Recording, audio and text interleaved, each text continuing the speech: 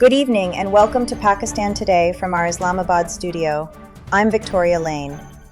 We begin in Beijing, where Chinese President Xi Jinping has told US President Donald Trump that trade wars have no winners during their initial high-level talks.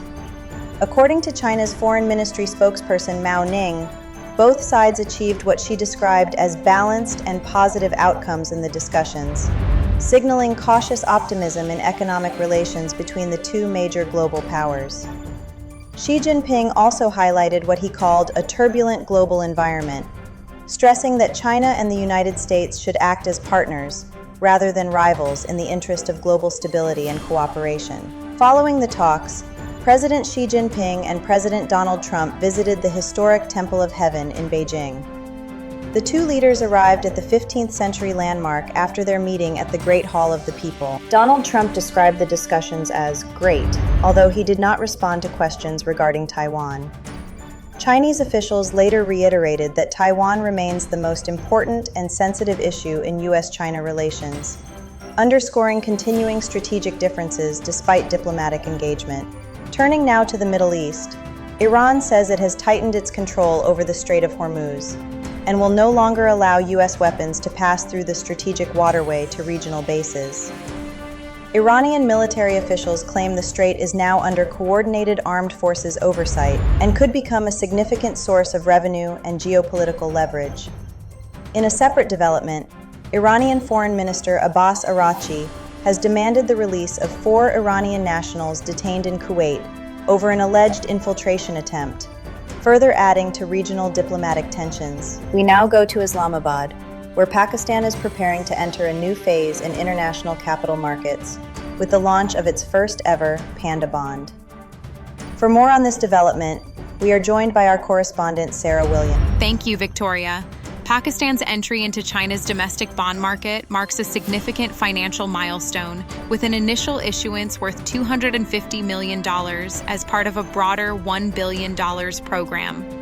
Finance Minister Mohammad Aurangzeb is currently in Beijing to formally launch the initiative. Officials say the Panda Bond is expected to diversify Pakistan's funding sources and improve access to international capital markets.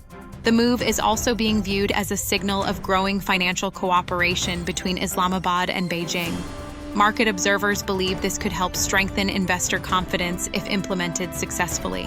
Back to you. Thank you, Sarah.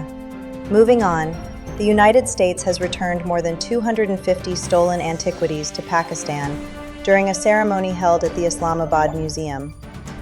The artifacts, some of which date back over 4,000 years, were recovered through joint cooperation between U.S. and Pakistani authorities after being illegally trafficked abroad. U.S. official Eric Paul Kapoor said the return reflects Pakistan's rich cultural heritage and a shared commitment to preserving historic treasures. The development has been widely welcomed as a significant step in cultural diplomacy and heritage protection. From the northern areas, attention turns to the upcoming Gilgit-Baltistan Assembly elections. The Election Commission has issued the final list of candidates, confirming a total of 403 contestants across the region. To break down the political landscape, we are joined by our correspondent, Adam Khan. Thank you, Victoria. The final candidate list shows a highly competitive race in Gilgit-Baltistan, with 272 independents dominating the field, alongside 131 party-backed candidates. Women candidates remain a small but notable presence, with 8 contesting overall, including 5 independents. Major political parties are also active, with Pakistan People's Party fielding 23 candidates and Pakistan Muslim League Nawaz nominating 22. Analysts say the large number of independents could play a decisive role in shaping coalition dynamics after the election.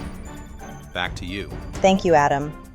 Finally, in religious affairs, a major update on this year's Hajj operations. A total of 72,071 Pakistani pilgrims, representing 61% of the national quota, have already arrived in Saudi Arabia through 282 flights from multiple cities across Pakistan. According to the Ministry of Religious Affairs, these flights have been operating under the Route to Mecca initiative, with arrivals at both Medina and Jeddah airports. Officials say the remaining 39% of pilgrims are expected to reach the kingdom by May 21st, as the operation continues smoothly, with special arrangements for accommodation, transport, and facilitation in Mecca and Medina. That's all for now. You're watching Pakistan Today. I'm Victoria Lane.